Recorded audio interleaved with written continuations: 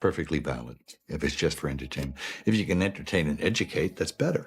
And if you can entertain, educate, and elevate. Mel Gibson became a Hollywood powerhouse through films like Braveheart, Lethal Weapon, and the highly debated The Passion of the Christ. His work earned major acclaim and sparked plenty of conversation across the entertainment world. But in the summer of 2006, everything took a shocking turn. Just hours after finishing a major interview, the Oscar-winning filmmaker was arrested on the Pacific Coast Highway in Malibu. What should have been a routine media appearance quickly exploded into one of Hollywood's biggest public relations scandals. So what was really happening around Gibson at the time? Let's get into it. Long before the headlines and controversy, Mel Columcille Gerard Gibson was simply a kid growing up in the suburbs of New York. Born on January 3, 1956, in Peekskill, New York, Mel was the sixth of 11 children. His parents, Hutton and Anne Patricia Gibson, raised a large Irish-American family with strong cultural traditions. Even his distinctive names came from Irish saints, reflecting his family's heritage. Success wasn't completely unfamiliar to the family.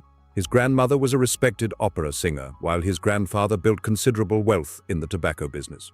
Then, in 1968, a major event changed everything. After winning a $145,000 workplace injury lawsuit, a huge amount at the time, Mel's father decided to start over. The family relocated to New South Wales, Australia, when Mel was 12 years old. The move was about more than money. According to reports, his father also wanted to keep Mel's oldest brother away from the Vietnam War draft, leading the entire family to begin a new chapter on the other side of the world. After settling in Australia, young Mel attended St. Leo's Catholic College, where he was educated by the Christian Brothers. It didn't take long for Australia to leave its mark on him, and for him to leave a mark on the film world. When Mel first appeared on screen, critics and industry insiders took notice fast. Famous film critic Vincent Canby praised him, saying he had the kind of natural star power rarely seen in young actors. Others compared his presence to classic Hollywood legends like Clark Gable, Humphrey Bogart, and Steve McQueen. That charisma helped launch him to international fame through hits like Mad Max, Gallipoli, and the hugely successful Lethal Weapon series. Before long, he had become one of the biggest action stars on the planet. July 28th. Yes, a day to remember. How did that day start? Much like any other day, I went to work, saw a bunch of people. Had a screening, met with a friend of mine. He screened his film for me. And then what? Well, of course, I guess I must have been a little overwrought. So, and that's what happens. Too much pressure, too much work. You do things that go against good judgment. So, that's it. A few drinks later, and I was in the back of a police car wailing, so. A few drinks later, do you know how many? No, I don't. But I know it was tequila. Still, Mel wasn't interested in staying in one lane. He worked hard to avoid being typecast and reportedly even passed on the chance to play James Bond. Instead, he explored a wide range of roles, taking on projects like Hamlet and the romantic comedy What Women Want to show his versatility. His ambitions didn't stop with acting. Mel moved behind the camera and built a strong reputation as a director and producer. Films like Braveheart and Apocalypto proved he could deliver major box office success while tackling ambitious stories. By the early 2000s, he was considered one of Hollywood's most influential figures. But before the fame, awards, and blockbuster success, Mel was simply a struggling actor, trying to catch a break. That opportunity arrived through a low-budget Australian action movie that came with a small paycheck but massive potential. Before becoming a household name, Mel studied at the National Institute of Dramatic Art in Sydney. There, alongside future star Judy Davis, he performed in productions including Romeo and Juliet. He also showed a willingness to take unusual roles, even playing Titania, the fairy queen, in an experimental version of A Midsummer Night's Dream. When Mel Gibson graduated in 1977, he wasted no time chasing acting opportunities. His first movie role came in Summer City, earning him just $400. That same year, he landed the lead role in a small action film called Mad Max. The paycheck was only $9,000, but the opportunity would completely change his future. Despite landing a breakout role, Mel wasn't living like a superstar yet. He stayed focused on theater work and joined the State Theatre Company of South Australia. During those early years, he shared a modest apartment in Adelaide with his future wife, Robin Moore, while working hard to build his career. To pay the bills, he accepted a role in Tim and appeared on Australian television shows such as The Sullivans and Cop Shop. He continued developing his craft on stage, later performing alongside Geoffrey Rush in Waiting for Godot and appearing with Sissy Spacek in a production of Love Letters. By the mid-1980s, Hollywood came calling. Mel made his American film debut in The River, alongside Sissy Spacek, playing a struggling Tennessee farmer. He followed that with Mrs. Soffel, but the non-stop workload eventually caught up with him. After completing several films in a short period, Mel stepped away from acting for nearly 2 years and spent time at his Australian cattle station. The break helped recharge him, and when he returned in 1987 as Martin Riggs in Lethal Weapon, everything changed. The film became a massive hit and pushed him into the top tier of Hollywood stars. His popularity exploded. Success followed with films like Tequila Sunrise and Lethal Weapon 2, while 1990 alone saw him headline Bird on a Wire, Air America, and Hamlet. Throughout the decade, he balanced commercial hits with projects that interested him creatively. Audiences continued showing up for movies like Forever Young, Maverick, and Ransom. He also voiced John Smith in Disney's Pocahontas. By 2000, Mel was one of the industry's highest-paid actors, reportedly earning $25 million for The Patriot. That same year, Chicken Run and What Women Want became major box office successes. In 2002, he starred in the sci-fi thriller Signs, which became the highest-grossing acting role of his career.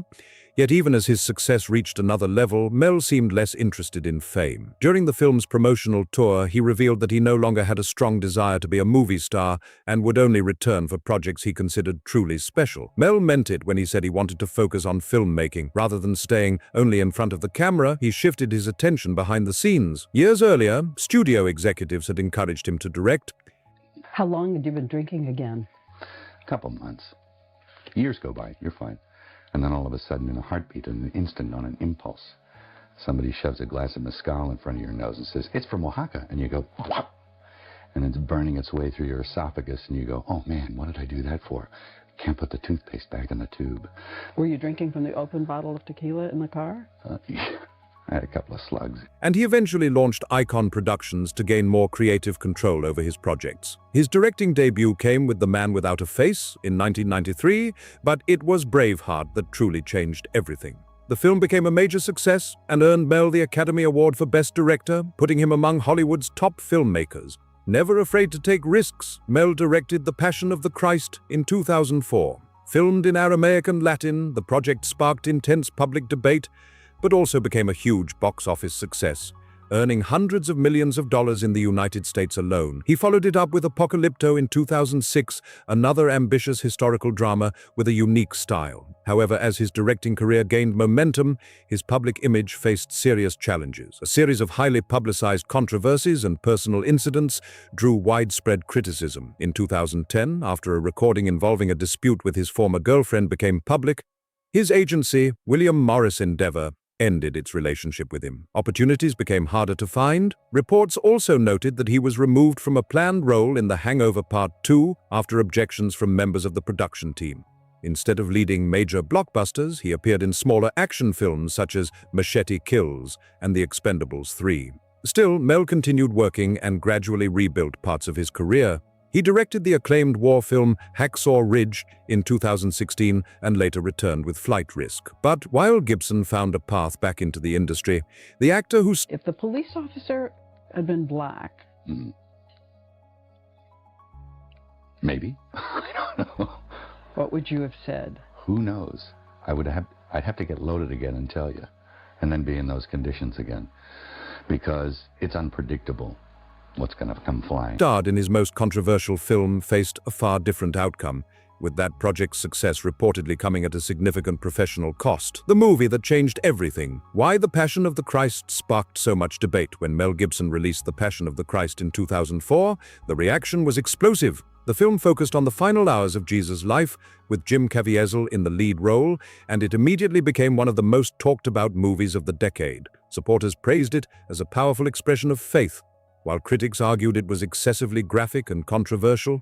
The non-stop debate only fueled public interest, helping the movie become a massive box office success and one of the highest-grossing R-rated films ever released in the United States. Despite its commercial success, the film faced strong criticism from some religious leaders, scholars, and commentators. Some argued that certain portrayals could reinforce harmful stereotypes, while others believed the movie emphasized shock value over historical accuracy. The controversy became almost as famous as The film itself, questions about accuracy appeared throughout the movie. While Gibson described the project as deeply rooted in religious sources, historians and biblical scholars pointed out several scenes that do not appear in the New Testament. These creative additions gave the story a darker and more dramatic tone. One example comes early in the film when Jesus prays in the garden and encounters a symbolic figure representing Satan. A snake appears and is crushed beneath Jesus' foot, creating a striking visual moment. However, this scene is not found in the biblical accounts and was added for dramatic effect. The film also includes several symbolic and unsettling images designed to heighten tension. During the scourging sequence, the camera briefly focuses on Satan holding an unusual infant figure. The moment sparked discussion among viewers, but it is not based on any known biblical text and was created specifically for the movie. Historians have also debated elements of the crucifixion scenes. Some experts note that Roman executions often differed from how they are portrayed in popular films. Questions have been raised about what prisoners carried to execution sites and how crucifixions were conducted, with scholars continuing to examine the historical evidence today. Even the appearance of characters has been a topic of discussion. I've heard people say, I am a angry drunk. Fill in the blank. I am a... Happy drunk until I snap for no reason and just turn. Where does this anger come from? I have no idea. Just I've been angry all my life.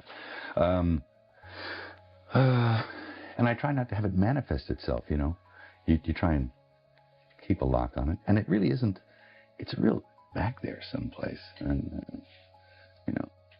I've talked to people about that. Where's it coming from, this anger? I can get really mad I can murder inanimate objects. You should see me choking the toaster in the morning. So I'm kind of a work in progress right now. So Experts generally agree that people living in the Middle East 2,000 years ago would likely have looked different from many modern Hollywood portrayals, adding yet another layer to the debate surrounding the film. The film's depiction of historical details also drew criticism from scholars and commentators. For example, some pointed out that clothing, language, and everyday customs shown on screen did not always align with current historical research. These debates added even more fuel to the growing controversy surrounding the movie. One commonly discussed example involves the crucifixion scenes. Historians have noted that Roman executions were often intended to publicly shame prisoners, leading some experts to question how accurately certain aspects were portrayed in the film. Similar discussions emerged about the languages spoken by characters and several flashback scenes that appeared to include details not commonly associated with first-century life. The largest controversy, however, centered on accusations that the film's portrayal of certain groups could reinforce harmful stereotypes. Critics argued that some Jewish characters were depicted in a way that risked promoting negative historical narratives. Supporters disagreed, saying the film was focused on its religious story rather than modern social issues. The disagreement became one of the most heavily debated aspects of the movie. The controversy gained even more attention because Gibson himself later faced public criticism over offensive remarks unrelated to the film. As a result, discussions about the movie's message became closely tied to broader conversations about his public image and personal conduct. The film's release strategy also attracted headlines. Major studios reportedly chose not to finance the project, leading Gibson to invest his own money and distribute it independently. That decision turned into one of the biggest gambles in Hollywood history, and financially, it paid off in a huge way. Another major talking point involved reports that Pope John Paul II had viewed the movie and allegedly commented, "It is as it was." The statement quickly spread through media outlets and was widely interpreted as an endorsement of the film's accuracy. As questions grew, Vatican representatives clarified that the Pope had seen the movie but did not provide an official public review. The uncertainty surrounding the reported quote only added another layer of intrigue to an already heated debate.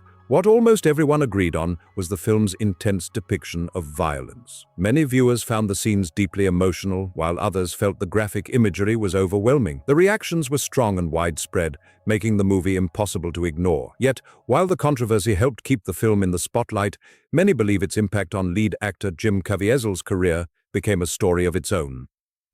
After the release of The Passion of the Christ, Jim Caviezel later said that his career changed dramatically. Speaking to audiences about the experience, he claimed that Mel Gibson had even warned him about the possible consequences of taking the role. According to Caviezel, Gibson told him, "You'll never work in this town again." It was a risk Caviezel chose to accept because of his personal beliefs. Despite facing challenges in landing major Hollywood roles afterward, Caviezel has repeatedly said he does not regret the decision. He has also spoken publicly about Gibson with understanding, encouraging people to respond with compassion rather than anger when discussing his controversies. But the controversy surrounding Gibson did not end with his films. In the years that followed, attention shifted from his work on screen to highly publicized problems in his personal life. What had once been one of Hollywood's biggest success stories soon became a source of non-stop headlines and intense public scrutiny. Few actors have experienced career highs quite like Mel Gibson. As both an actor and director, he helped create some of the most successful and talked-about films of his generation. His achievements kept him firmly in the spotlight for decades and made him one of the entertainment industry's most recognizable figures. At the same time, his personal life frequently generated as much attention as his professional accomplishments. Over the years, reports about relationships, family matters, and public controversies often dominated entertainment news, creating a constant cycle of media coverage. Gibson's life has been marked by both major successes and significant setbacks. Even today, public interest in his personal story remains strong. Discussions about his relationships and family continue to attract attention, showing how closely his private life has been followed throughout his career. As a father of 9 children, Gibson has often spoken about the importance of family, while media reports have frequently speculated about his personal relationships and future plans. Much of the public fascination surrounding him comes from the contrast between his remarkable Hollywood success and the controversies that repeatedly placed him at the center of attention. Mel Gibson welcomed 7 children with his first wife, Robin Moore. Their marriage lasted nearly 3 decades before coming to an end, and Robin filed for divorce in 2009. Soon after the separation, Gibson began a relationship with Russian songwriter and pianist Oksana Grigorieva. Later that year, the couple welcomed a daughter, Lucia. From the outside, the relationship appeared promising, but serious problems soon emerged. By 2010, the breakup had become one of the most heavily covered celebrity disputes of the decade. The situation escalated when Grigorieva sought a restraining order and accused Gibson of domestic violence. Public attention intensified after private recordings of heated arguments were leaked online. The recordings generated widespread media coverage and significantly affected Gibson's public image. Grigorieva stated that she was not responsible for leaking the recordings, but the controversy quickly spread across news outlets and entertainment media. The fallout became a major turning point in how Gibson was viewed publicly and professionally. In later interviews, Gibson acknowledged that he had slapped Grigorieva during an argument. However, he disputed other allegations regarding the extent of the incident and denied causing serious physical injuries. He also provided his own account of the events, which differed from several claims made during the dispute. The case led to years of legal battles involving custody arrangements, financial settlements, and public accusations from both sides. Reports indicated that a settlement agreement was reached, though further disputes later arose regarding the terms of that agreement. As the legal conflict gradually faded from the headlines, Gibson entered a new chapter in his personal life. In 2014, he began a relationship with screenwriter and former equestrian athlete Rosalind Ross. I just went home, and some of my kids were there, and I talked to them for a little bit, and it was a little rough that morning. So I chased it down with a few cold ones, in the full knowledge. That morning? Oh yeah, it was kind of unbearable to face.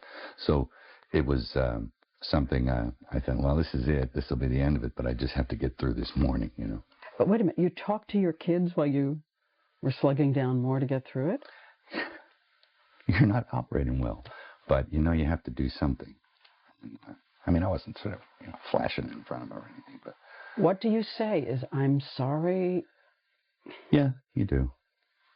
I've apologized more than anyone I know. Their relationship attracted attention because it appeared far more private and stable than the controversies that had dominated previous years. In 2017, the couple welcomed a son named Lars. Around the same period, Gibson also experienced a professional comeback. His war drama, Hacksaw Ridge, earned critical praise and won 2 Academy Awards, helping restore his standing within the film industry. The success of Hacksaw Ridge marked a significant moment in Gibson's career. After years of controversy and setbacks, he once again found himself being recognized for his filmmaking rather than personal scandals. While public debate surrounding his past never fully disappeared, the film demonstrated that he still had the ability to deliver projects that resonated with both audiences and critics alike. Mel Gibson and Rosalind Ross were together for many years, and as recently as 2025, his youngest children appeared alongside him at a movie premiere. Later that year, Gibson confirmed that he and Ross had ended their relationship, marking another major change in his personal life. Around the same time,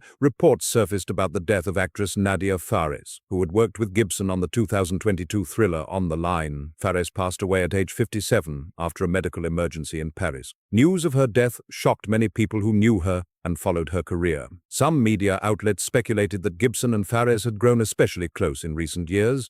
Though details about their relationship were never publicly confirmed, what is clear is that Gibson had spoken positively about her, praising her talent, kindness, and presence both on and off set. According to reports, Fares was found unconscious at a swimming facility and later died after suffering cardiac arrest. Her passing drew widespread attention, particularly given her previous health challenges. Friends, colleagues, and fans expressed sadness over the unexpected loss. Despite personal setbacks and public controversies over the years, Gibson has often projected resilience. He has spoken about family, longevity, and continuing to move forward even during difficult periods. Those close to him have described him as someone determined to keep working and pursuing new opportunities. Yet, even as parts of his career recovered, major challenges continued to appear. Just when his professional reputation seemed to stabilize, another chapter from his past remained impossible to escape. The arrest that became one of the most infamous moments of his public life. That story began during a late-night drive on the Pacific Coast Highway in Malibu, California. In the early morning hours of July 28, 2006, a sheriff's deputy observed Gibson's vehicle traveling at a reported 87 miles per hour in a 45-mile-per-hour zone. The traffic stop that followed quickly escalated into a national headline. After pulling him over, authorities conducted a breath test. According to reports, the result showed a blood alcohol level of 0.112%, setting the stage for an incident that would dominate entertainment news and dramatically impact Gibson's public image for years to come. Once Mel Gibson was arrested for driving under the influence in 2006, the situation quickly became one of the biggest scandals of his career. During the booking process, he made offensive remarks that sparked immediate outrage and drew criticism from public figures, community leaders, and media outlets around the world. A few months later, on October 10, 2006, Gibson addressed the incident publicly during an interview with Diane Sawyer on ABC News. Reflecting on what happened, he apologized and described his own comments as unacceptable. He attributed the outburst to his behavior while intoxicated, but acknowledged the harm his words had caused. During the interview, Gibson said he was trying to take responsibility for his actions and work on personal issues that contributed to the incident. He expressed regret and stated that he wanted to move forward in a more positive direction. Sawyer also questioned him about the strong reaction from Hollywood figures and industry professionals who publicly criticized him following the arrest. Gibson admitted that the backlash was difficult to see, but said he understood why many people were upset by his actions. Even as criticism continued, Gibson insisted that he would keep working in film and pursue creative projects. He acknowledged that his career could be affected by the controversy, but he maintained that he intended to continue making movies regardless of public opinion. At the same time, he recognized that rebuilding trust would take time. Gibson stated that he hoped his future actions would speak louder than his words and help demonstrate personal growth. He also admitted that he could not control how others viewed him and could only focus on moving forward. The legal consequences arrived quickly. In August 2006, Gibson chose not to contest the charge and entered a no-contest plea to a misdemeanor related to driving with an elevated blood alcohol level. The court sentenced him to probation and required him to participate in an alcohol rehabilitation program. Speaking about the aftermath, Gibson revealed that he had stopped drinking following the arrest. He described alcohol as destructive and spoke candidly about the challenges of maintaining sobriety. According to Gibson, addiction is a constant battle, and overcoming it requires ongoing effort, even when someone fully understands the risks involved. During his interview with Diane Sawyer, Mel Gibson spoke openly about addiction and recovery. He explained that people struggling with alcohol dependence often cannot overcome it alone, and may need support from friends, family, faith communities, and professional resources. He said that staying sober required constant effort and accountability. Gibson credited his support network for helping him after his arrest. According to him, many people reached out during that difficult period, and their encouragement played a major role in keeping him focused on recovery. He also acknowledged that substance abuse had been a challenge earlier in his life. Gibson revealed that he had maintained sobriety for years before relapsing shortly before his 2006 arrest. The admission highlighted how recovery can be an ongoing process. even after long periods without alcohol. Describing the experience, Gibson said relapse can happen unexpectedly and quickly. He noted that someone may feel stable for years before making a decision they later regret. His comments reflected the difficulties many people face when dealing with addiction and maintaining long-term sobriety. As public attention surrounding the arrest continued, older allegations and stories from Hollywood resurfaced. In 2010, actress Winona Ryder gave an interview to GQ in which she described an encounter she said had occurred years earlier at a Hollywood event. According to Ryder, Gibson made offensive remarks during that gathering. She alleged that comments were directed toward both a friend of hers and later toward her after her Jewish background came up in conversation. Ryder said she found the exchange disturbing and remembered it clearly years later. Ryder also stated that when she shared the story in the 1990s, she felt that many people in the industry did not take her claims seriously. Her comments received renewed attention as discussions about Gibson's past controversies continued to make headlines. The story resurfaced again in 2020 when Ryder repeated the allegations in an interview with the Sunday Times. The renewed claims sparked another wave of media coverage and public debate, bringing fresh attention to accusations that had remained part of the broader conversation surrounding Gibson's public image for years. Whether discussing his struggles with addiction or addressing criticism about his conduct, Gibson remained a figure who generated strong reactions from both supporters and critics. As a result, controversies from different periods of his life continued to resurface long after the original events had taken place. The controversy resurfaced once again when Winona Ryder repeated her allegations in 2020. Gibson's representatives strongly rejected her claims, releasing a statement that accused Ryder of repeating a story they said was false. The statement also disputed reports that Gibson had ever apologized to her, arguing that previous attempts to discuss the matter had gone nowhere. Ryder responded publicly and stood by her account. While expressing support for the ideas of forgiveness and personal growth, she maintained that the incident remained a clear and painful memory. She also emphasized that accountability is an important part of any genuine effort to make amends and move forward. Years after the original events, the disagreement remained unresolved, becoming another chapter in the long and often turbulent story of Mel Gibson's public life. From blockbuster success and award-winning films to personal struggles and headline-making controversies, his career has remained one of Hollywood's most debated journeys. Now we want to hear from you. What is your favorite Mel Gibson movie and why does it stand out to you? Drop your thoughts in the comments below. If you enjoyed this video, be sure to like, subscribe, and share it with friends who love movie stories and Hollywood history.